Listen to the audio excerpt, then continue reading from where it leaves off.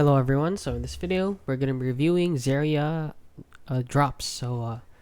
This company claims that you will get tan skin or sun-kissed skin by drinking or putting their product on. I don't really understand. This seems to be like a dropper, right? So why is she drinking? And this is clearly edited right here. If you don't see, the edges are not in line with the image itself. Yeah, these are clearly edited. And let's look at the reviews here on Trustpilot. Some users said they tried 3 bottles over time and no change to my skin tone. Very disappointed. Scam, I didn't know I've subscribed and they took my money for months. You don't get any color, not even a little.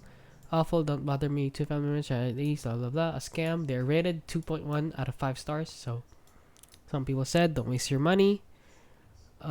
Took 2 bottles, got 0 change. Don't give a refund. Load of rubbish, and it's a scam. I advise you to not take this since it's not very clear on what they sell or how you use it, and it's very shady. Yeah, that is my review on Zeria. So if you found this video helpful, please consider liking and subscribing.